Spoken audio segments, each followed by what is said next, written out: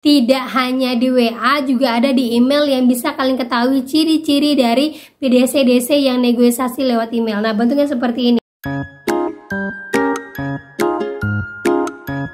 Halo, assalamualaikum warahmatullahi wabarakatuh.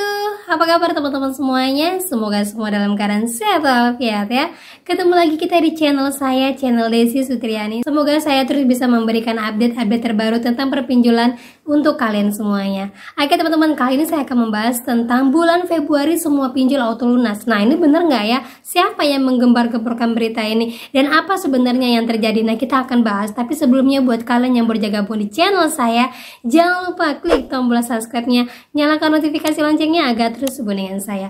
Oke teman-teman, ini dia buat kalian.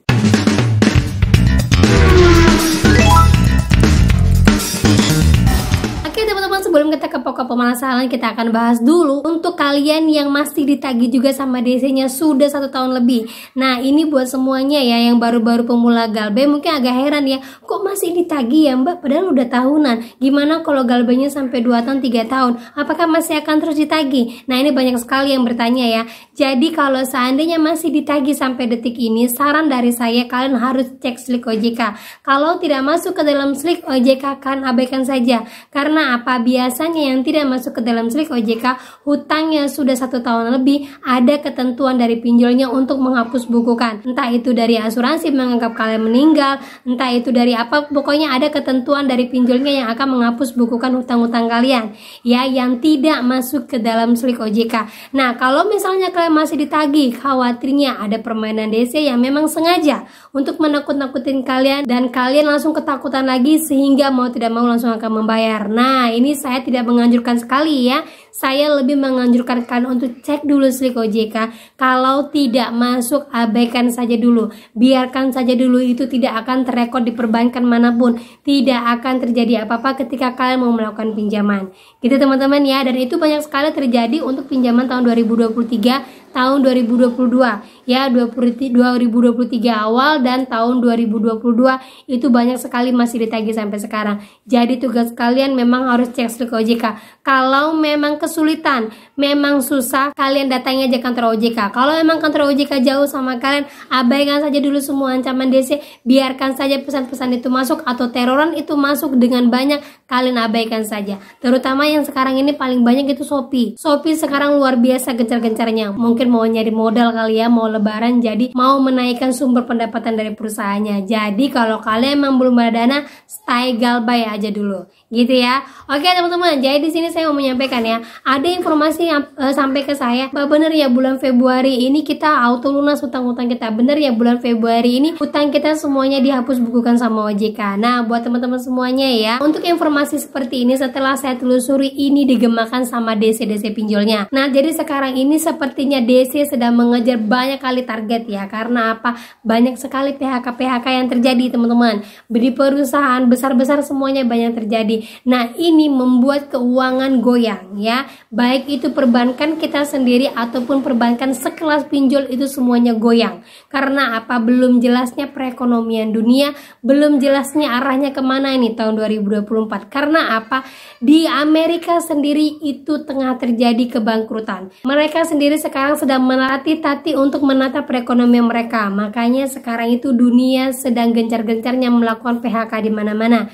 Jadi inilah yang dimanfaatkan sama DC. Momen ini dimanfaatkan sama DC untuk kalian yang memang punya uang dan nego ke DC. Nah, ini poin yang salah juga ya.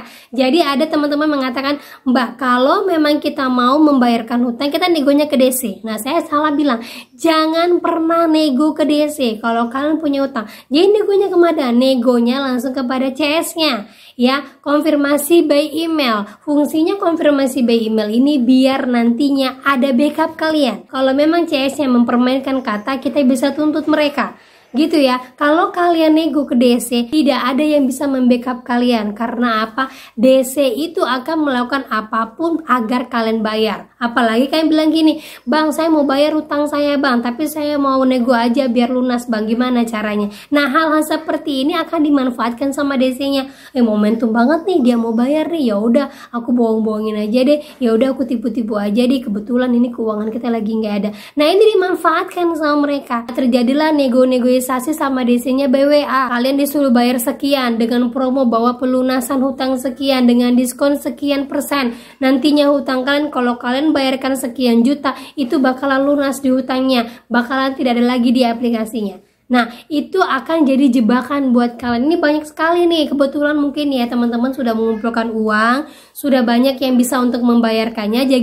Jadinya akhirnya daripada uang ini habis, udah deh aku nego aja nih, bingung negonya kemana, nego ke DC aja lah, kan DC-nya juga sering datang. Nah inilah hal-hal yang paling dimanfaatkan sama DC. Kebetulan juga ekonomi dunia sedang tidak baik-baik, dan akhirnya perusahaan mengiyakan, perusahaan menyetujui, ayo lakukan apapun biar orang-orang yang punya uang itu mengembalikan uangnya. Nah jangan sampai terjebak dengan hal yang seperti ini teman-teman ya. Karena apa? Nantinya ketika kalian bayarkan hutang kalian dengan nego-nego kepada DC-nya itu, hutang kalian tidak akan lunas.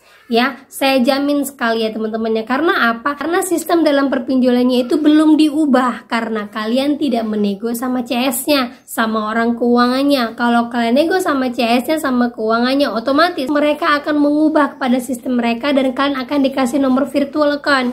Ya, ibu ini nomor virtual account-nya, bayarkan sekian, nantinya hutang kalian akan lunas di aplikasi. Nah, konfirmasi ulang lagi, benar ya kalau saya bayarkan sekitar 800.000 hutang saya akan hilang pada aplikasi. Kalau dia katakan iya bu, ini bisa jadi acuan ibu bahwa hutang ibu akan lunas. Nah itu bisa kalian lanjutkan. Ya, lanjutkan bayar. Tetapi kalau hanya DC yang mengatakan, oke bu, bayar aja nomor virtual account-nya ya bu, langsung bayar aja sekian juta, nanti ibu tinggal cek di aplikasi. Nah pada saat kalian bayarkan, kalian cek di aplikasi, ternyata tidak terjadi hal-hal yang kalian harapkan.